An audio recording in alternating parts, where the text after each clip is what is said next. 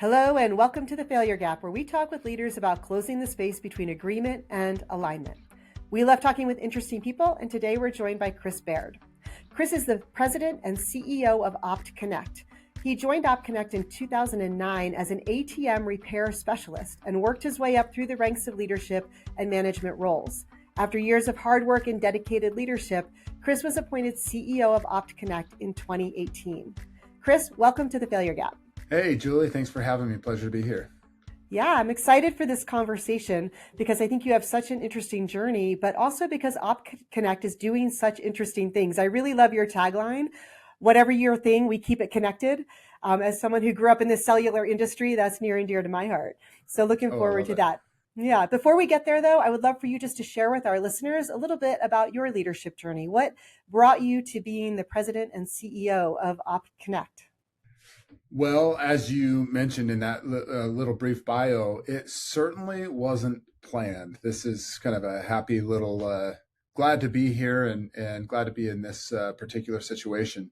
Um, I recently heard a story. I think I was scrolling Instagram or even LinkedIn, and you notice on LinkedIn they start to post videos now of kind of influencers and people posting comments, and it was this very big anti like whatever you do, don't take an unpaid promotion. This is corporations are becoming really popular. Don't do it. Well, the reality is that was my leadership path, and it's one that I was happy to do. I was happy to go put in some of the extra time, some of the extra hours, volunteer for some of the things that maybe people didn't want to do, and it put me in a position where I stood out. So I'm going to be the counter argument for that methodology or that philosophy. I'd say go for it. I like to try to tell my kids, it's a little saying that I heard once and it stuck, but there's no traffic in the extra mile. Go the extra mile, go do it.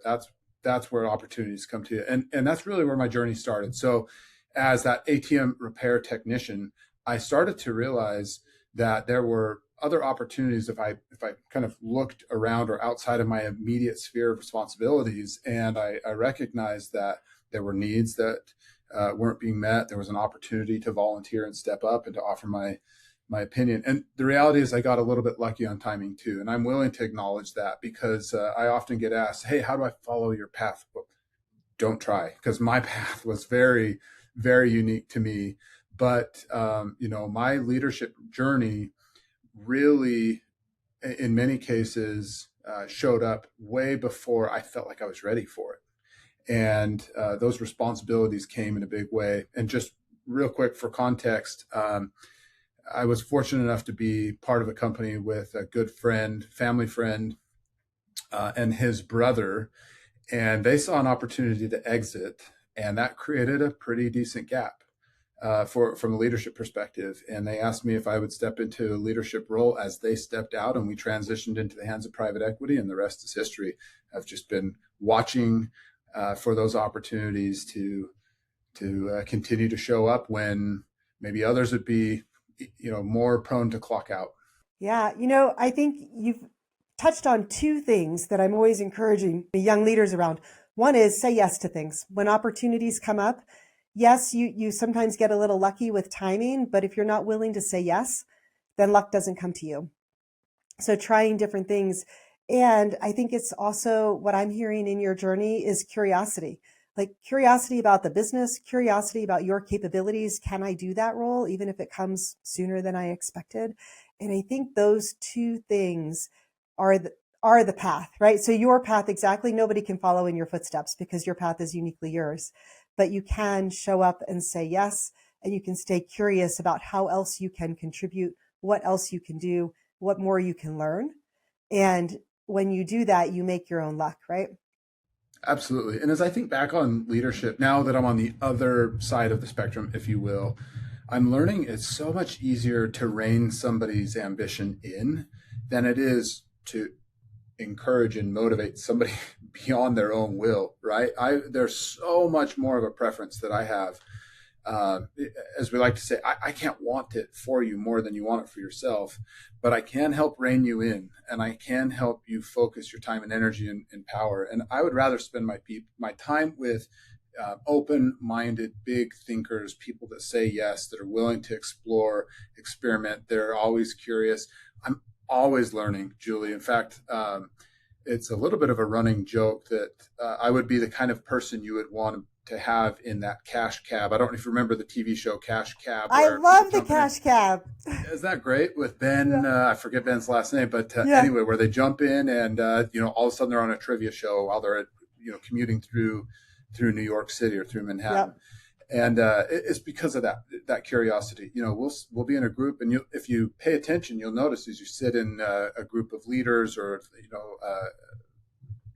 people, even friends, questions get asked all the time by people out of curiosity that nobody ever takes the time to answer. And I just got in this habit of pulling up my phone saying, what is the answer? Let's find out. Let's ask Google, or nowadays, let's go to AI, which I would argue is probably a better, cleaner answer and more prone for learning than a Google search. But you got to balance that. And we can get into that later. But that's me. I was always curious. Yeah, I love that. And I love the expression, there's no traffic in the last mile. That's, I think, a really beautiful way to say, if you keep pushing, you're going to find yourself out on a road by yourself, that you're charting your own path forward. Absolutely. Yeah. Yeah. Well, thank you for sharing that. And I think for our listeners, also a takeaway that I'm getting from that last part of the conversation is that if you feel like the person that you're working for or the organization that you're in is trying to rein you in a little bit, that actually might be a great sign that you're on the right track and you're in the right place, because they're trying to help you to grow and to hone your abilities and to point them in the most productive direction.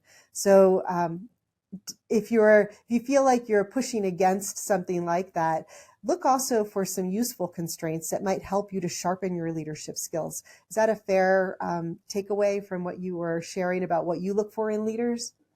Yeah, absolutely. And maybe to add to that, be willing to have a little bit of humility in the process. The times when I've learned the most are probably the times when I've had a little bit of reproach, when somebody has come in and said, hey, gonna critique this point. And I don't love being critiqued. However, what I've learned is that have you heard the term API, assume positive intent? Yes. If you can take that feedback with the assumption that somebody's there trying to actually help you, especially if you're in a position of leadership, maybe they're trying to help get alignment. Maybe they're trying to help refine you as a person. And that is never a comfortable process, but you can be comfortable knowing that maybe somebody is actually there to help you, not to be a roadblock, not to hinder you, not to knock you down a notch for sake of, rising themselves up. But especially if it's a good mentor or a good friend, that maybe they're being really honest with you. And I've always admired at least the very little at the surface that I've studied. And admittedly, I'm not a historian, but Abraham Lincoln always surrounded himself by his strongest critics. He leaned into them. He wasn't afraid to hear from them because he knew that would produce the best result. And so I think with a little bit of humility, that can actually be a really great learning moment in leadership and in a journey. Yeah, I think you're absolutely spot on that. And I actually think it leads us really nicely into this conversation of the failure gap, because I think we often find ourselves in agreement that something is a good idea, but we struggle to get aligned and get it done, in part because it can be hard to take that step and to be in the unknown and to need help from other people and to need that level of support to be able to surround yourself with people who might know more than you. And I think that is a struggle that I see leaders set up for themselves sometimes, where they stay in agreement that, yeah, that would definitely be a good idea for the business. But that looks like a space that I don't want to be in because I'm not confident in that technology, or I'm not an expert in that discipline, or whatever it might be that holds them back just a little bit. So I think that's a really interesting way to think about leadership and kind of getting through the failure gap. Let's talk a little bit about your business and your journey and maybe some of the clients that you work with and what you see from a leadership perspective, where you see this gap open up, where people think, yeah, this is a really good idea, but they really struggle as an individual or as a team to get it done. Any examples or stories that you can share where you've seen that in action? I love that. And yeah, I think there's plenty. A good friend of mine, Ken Thompson, recently wrote an article called Death by a Thousand Good Ideas. And if you research that article, you'll see that there is a danger to taking on too much and saying yes to too many things at the same time. The better approach is to give up the good, give up the better, and only focus on the best things that matter most, that are going to drive, whatever the outcome is that you're trying to get alignment around. Not necessarily proud of it, but we recently had an experience at a leadership team level where, after going through an offsite with my leadership team, we realized that there was some unvocalized disagreement that was really undermining the entire team. And what we eventually ended up defining this as is, when we would get into a group and everybody would essentially go along to get along, but then walk out of a meeting saying, yeah, but that's not for me. I don't need to necessarily do that. So we said unvocalized disagreement, that when we still have the same operational outcome that we own together, is when we have what we then defined false alignment. And what we learned is that without really calling it what it was and trying to get to the root of it, we were never going to be able to achieve this certain goal that we had set, this outcome that we had false alignment around. Because, and the root cause of it was, we had so many good ideas on how we should do that, and everybody thought that their idea was the best way to do that. We eventually got to a point where we had to get it all out on the table. I actually brought in a moderator, and we tried to work through this particular matter that was a worthy goal. It was all growth related, and you could easily argue these were growing pains, but it wasn't until we got it out on the table and we realized that we would have agreement on what we wanted the outcome to look like, but not how we were getting there. And so everybody was operationally executing a slightly different plan that they thought would lead to the same outcome. It didn't, and it wasn't, and it wouldn't if we didn't get aligned. And so we spent some time to diagnose that and say, okay, let's be honest with ourselves. We have false alignment. We think we're aligned, or we say we're aligned, and in all reality, we're not. And we may even know it. We may even recognize that. But operationally, together, collectively, we own the outcome. So it's in our best interest to get this fixed as quickly as possible. So false alignment. When you think you're in agreement, but operationally you own the outcome, but you're not working or rowing in that same direction. I love that you've named it, because one of the things that we find is that naming things is such a powerful way of getting through the failure gap. We talk a lot at Kerrigan's group about making the invisible visible. And the first thing that you need to do is notice what's happening and name it. And when you can do that, you can access it so much more quickly the next time it happens, because it always comes back, right? So I'm sure that even after you worked through this one situation where there's false alignment, it's now something that you can more readily access as a leadership team, right? Like, you can ask the question, are we in false alignment here? Yeah, and that has been the result. You'll see a hand creep up in a meeting and somebody will say, can we pull on that thread a little bit more? I think, or I'm afraid we might be going down this path of false alignment, or I am hearing on a back channel, we're definitely not aligned. And it just has made it so much easier and more transparent for us to be able to say, let's not be ashamed that we weren't on the same page. Let's name it. Let's call it. Let's get it out in the open and shed some light on it. And then we can move on quickly. And that has been a big differentiator for us to be able to do that. Yeah, I can appreciate that, because we often see we see teams try to solve for misalignment by sometimes what feels very confrontational. They'll say like, well, I don't believe you, or last time you didn't do what you said you were going to do, or I don't think you are capable of doing this, right? There's all of these, it becomes personal very quickly, right, in the room. Sure. But when you can say, I think we have false alignment, let's work on that, it takes that attack mentality out and gives you something that as a team you can lean into in a really productive way. And I think it just takes the sting out a little bit.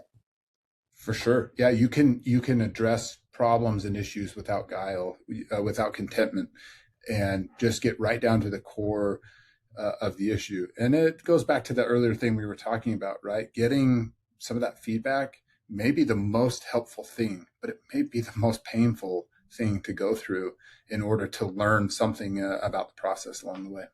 Yeah, it's hard.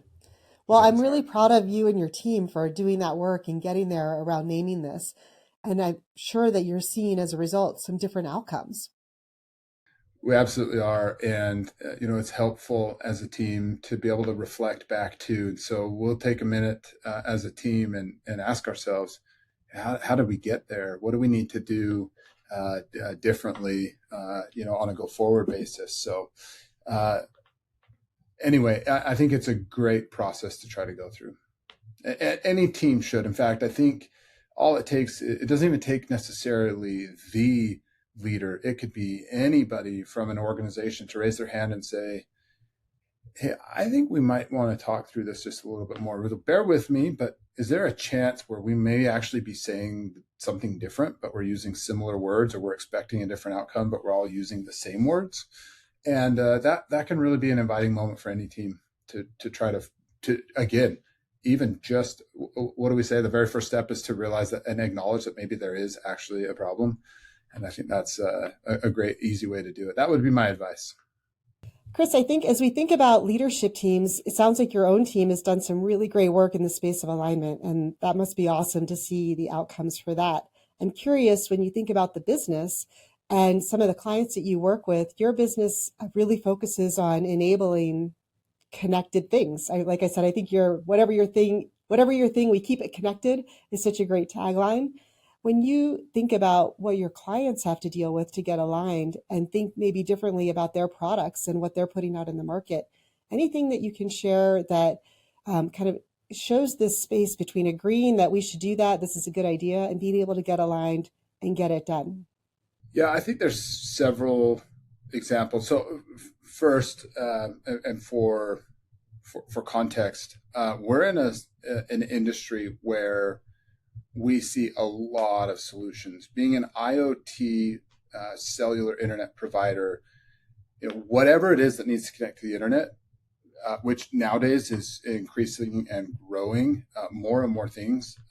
We have so many unique views into different industries. We operate in about 50 different end markets with almost, well, over 10,000 logoed customers that buy our products and goods and services from us. So we get to see a little bit of everything.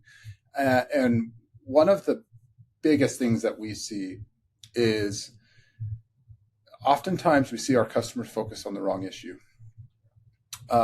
Specifically, they're focused on trying to solve for price. We see a lot of price constraint, and that leads to misalignment within their own teams. I'll give you an example. Specifically, we had a customer here just very recently that approached us and said, look, I found a cheaper solution from one of your competitors, and I'm going to go that route. Well, a few days later, they called and they said, okay, I bought this solution from your competitor, and it didn't come with this or this or this or this, and I need you to do all that for me. In your quote, you were going to provide that for free, but you were more expensive, so I need you to continue to do that thing for me. And I said, I can't. You didn't buy the solution from me. It's not, I can't go in and control it, but I will do our very best to set you up for success. And what we learned is that they were solving for a different pain. They weren't solving for operational alignment. They weren't solving for execution. They were solving for price, when I thought that they should have been solving for cost, right? And what we try to tell our customers is, if you're solving, at least in our scenario, for the total cost of connectivity, we win every single time. And I can punch it into a spreadsheet and I can actually show that. But if you start to look for just a solution that's going to be cheap and easy, you're going to find a better price in the marketplace, but you've got to factor in all of the costs. And I think leadership is sometimes the same way. We end up in a situation where we're trying to solve for something at the surface. And there's a lot of ways of doing that. And there's a lot of strategies and frameworks that can get you surface level answers fast. But sometimes you need to go a little deeper, and you need to look at the total solution and the total situation. And we certainly see that a lot with our customers, where or just even in leadership in general. And I have a lot of friends in different industries, and I get to see, um, dysfunction in a lot of areas, and I get to see what success looks like in a lot of areas too. We certainly try to mirror one of those two behaviors, by the way.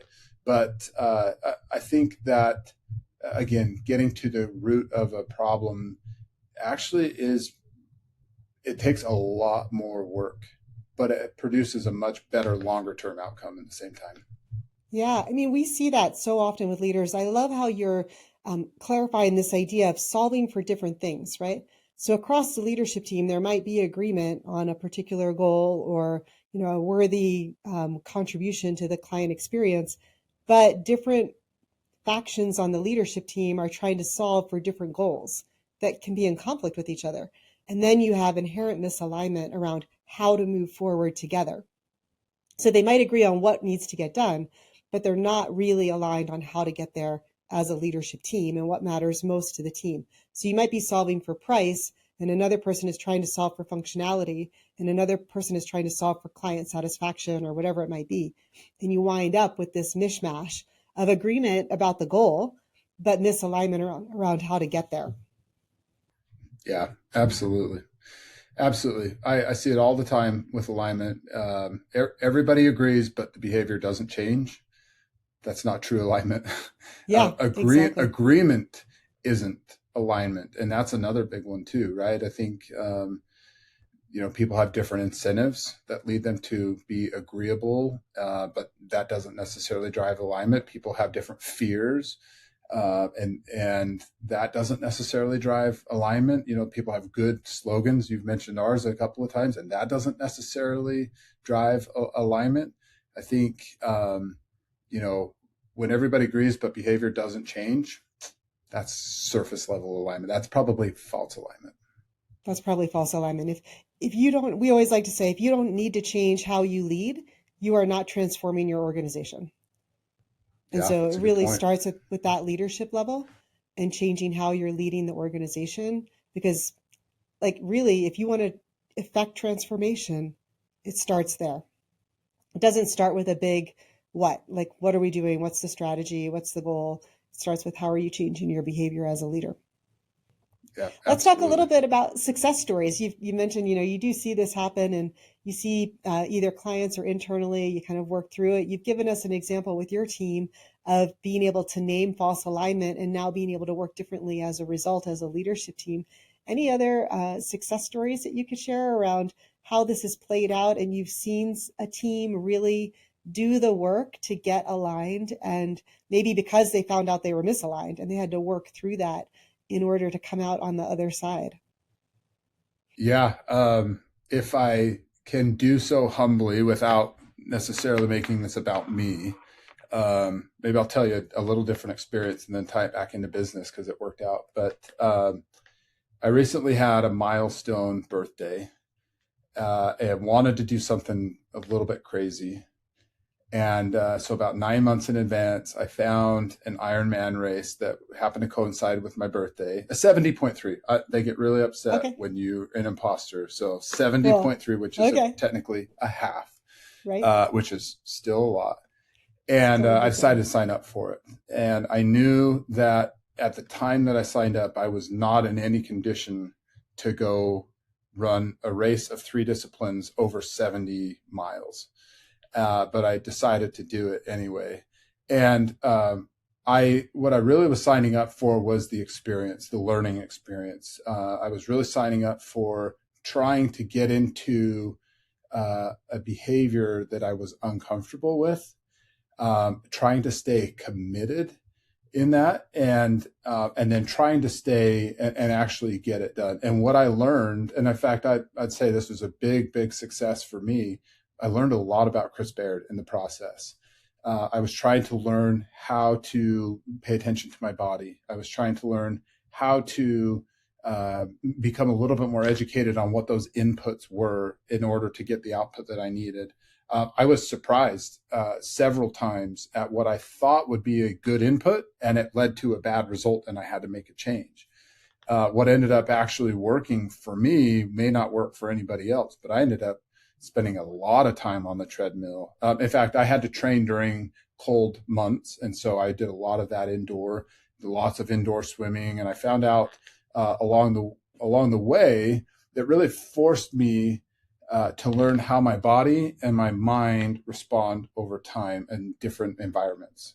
Sometimes they were pretty low stress environments, and I, was cycling on a flat path with wind at my back, and other times I was in, inclement weather, running uphill. And there were other times where I just completely failed and my body wasn't ready. And I had to put all of those systems in place to try to carry me through and push me through when my motivation was waning.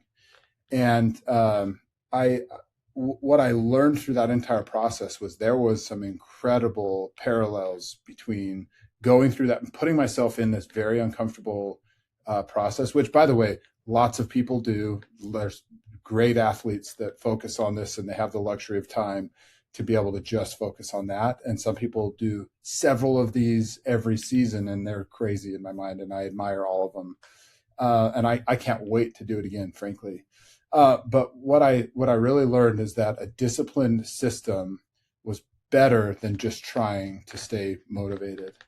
And I'll tell you, when race day came, and in fact, if I now transition to a time when I felt like I was succeeding to a time when I felt like I failed, I felt like race day, nothing came together like I needed it to. What didn't work was assuming that I could just tough it out and that would cover up some of the other mistakes I made in preparation and in training.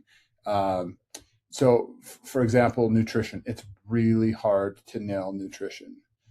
And I'm not by any, claim some distance or endurance athlete. I just wanted this experience to go through it. I didn't prepare for the heat. In fact, my race was in Kona, Hawaii.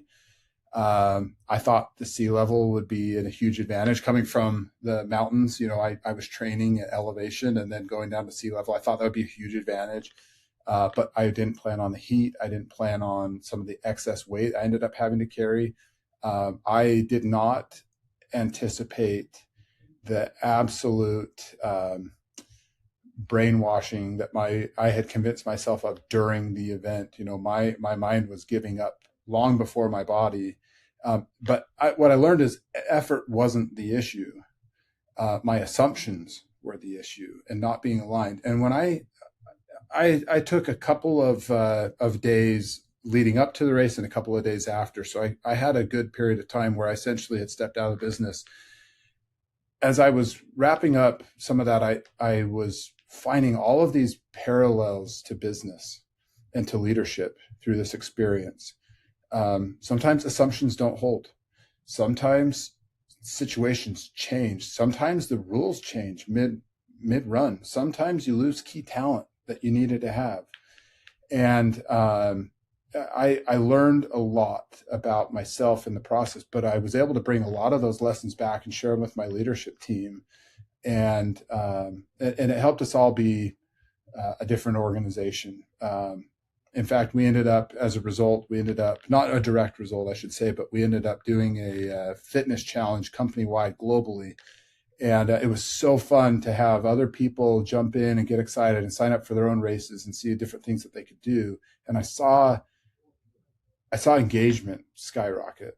I saw, endorphins obviously were getting carried over into the workplace. And I just saw people being their very best and just genuinely trying to work hard and do good. And so I felt like there was some direct correlation there, even though it is a complete outside of the box example for you.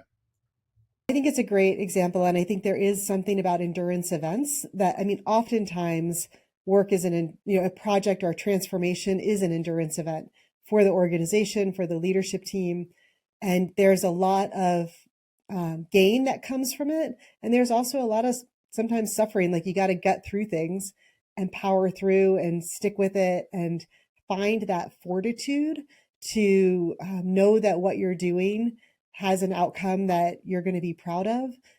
But it might not look exactly the way that you thought when you started on that journey. So I really appreciate those parallels.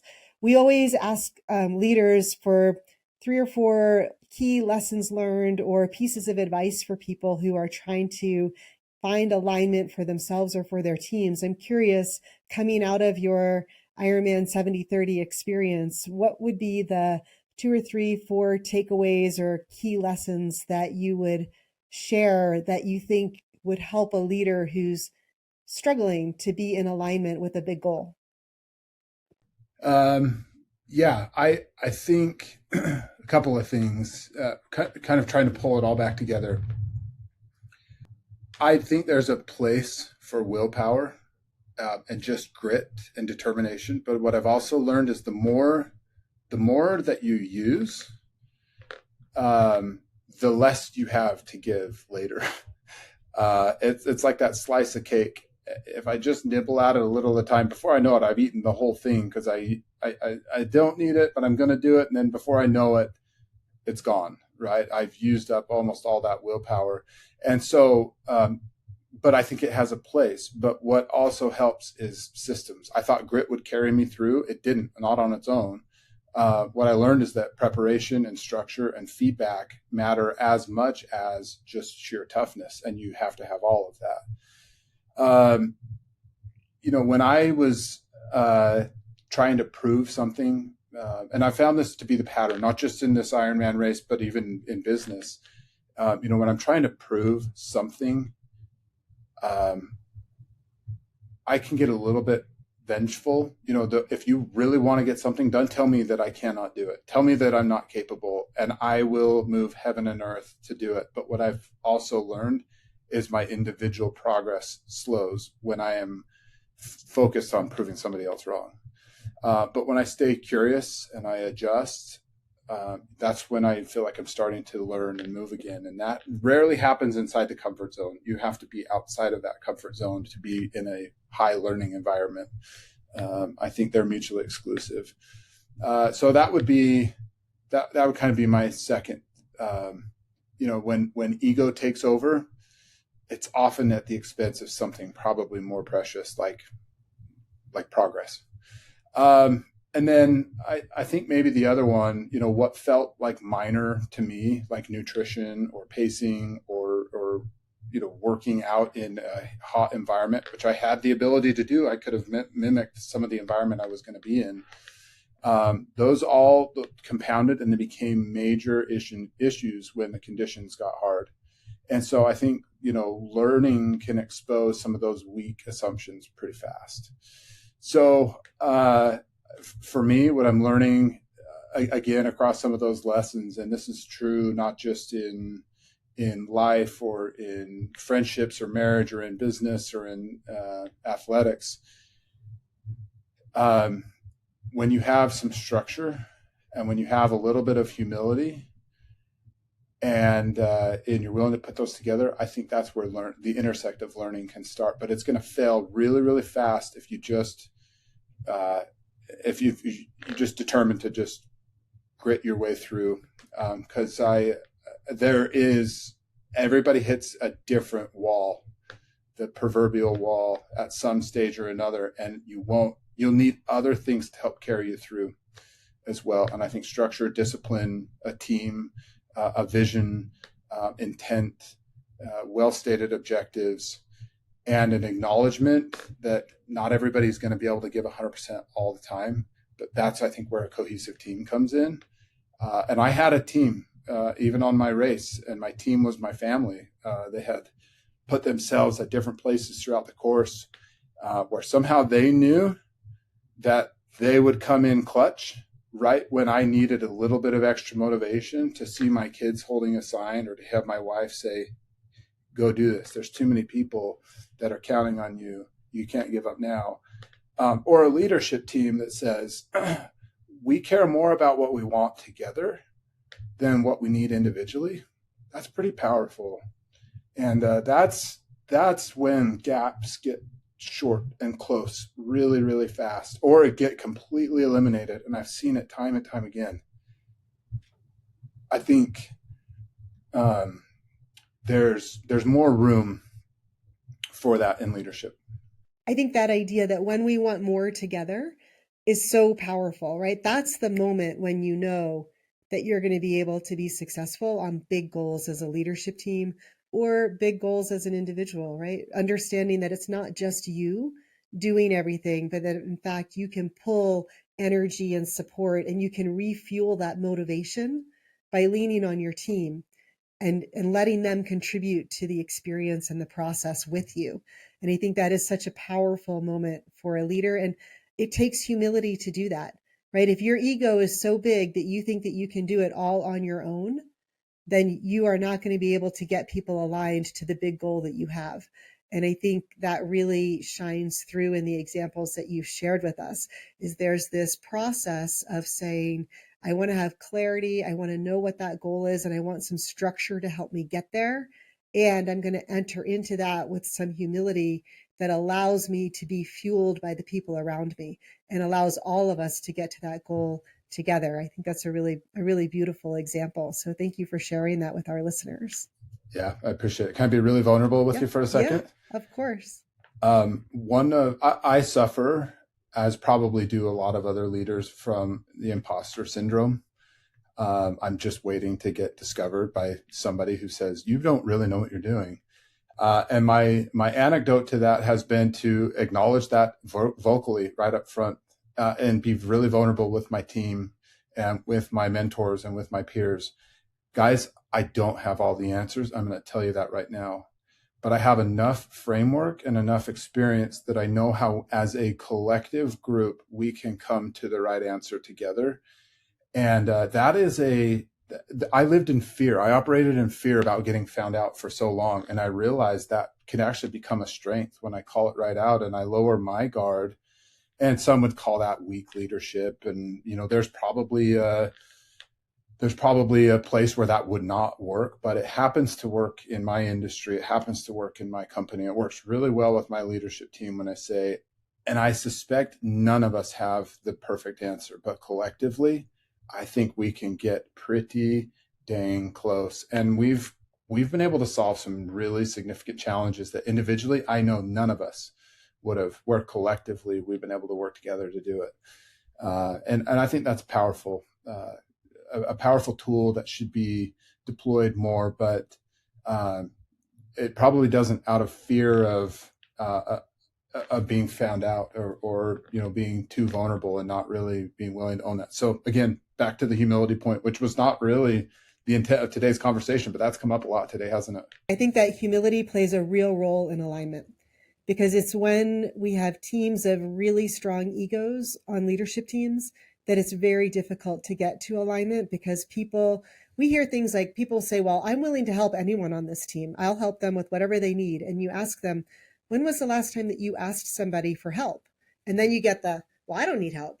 I'm willing to help anybody, but I don't need help. You see it in the body language, you see it in the tone, you see it in the assumptions people are making. And you know that team is going to struggle with alignment. And so I really appreciate you being willing to dive into this and share your experiences and your perspective with it as well, because I think it's really important for leaders to understand that part of being in alignment is being willing to be on a team, being willing to be a part of a peer group in your organization, not just the team that you lead and the people who report to you, but also your peers in the organization. That's where alignment needs to happen, is across the enterprise, not vertically down. You can build alignment vertically in your organizations because you have positional power, but how you show up with your peers, that's where a lot of the things that I think you're sharing really come into play around how are you showing up curious and with some humility and a willingness to be a part of the team, not to be your own person, just doing your own thing and kind of clocking in and clocking out on the team. Yeah, I wholeheartedly agree. I think it's an important element of alignment. Yeah.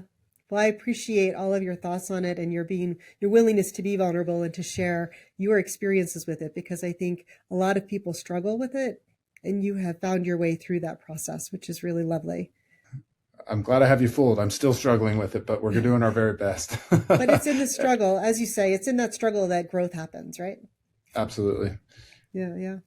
At Kerrigan's Group, we like to say there's an old expression: to go fast, go alone; to go far, go together. And we like to say, to go fast, go alone; to go far, go together; to go far fast, get aligned.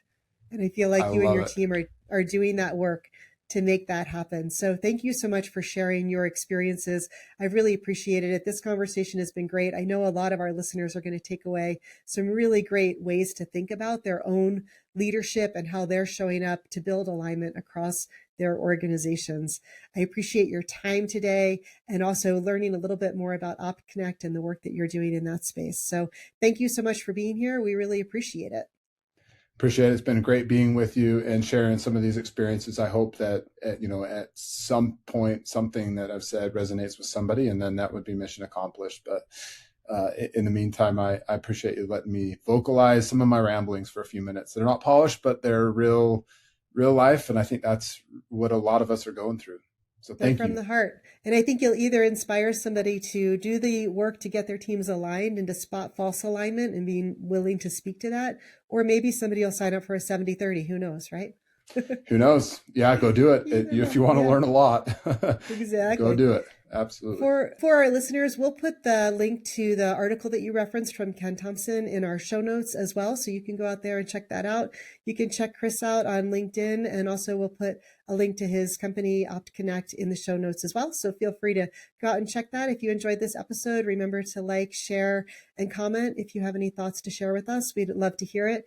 And in the meantime, I hope that everybody has a great start to the year, and we look forward to hearing more alignment stories as we go forward with the failure gap. Chris, thank you again. And to our listeners, we'll see you soon.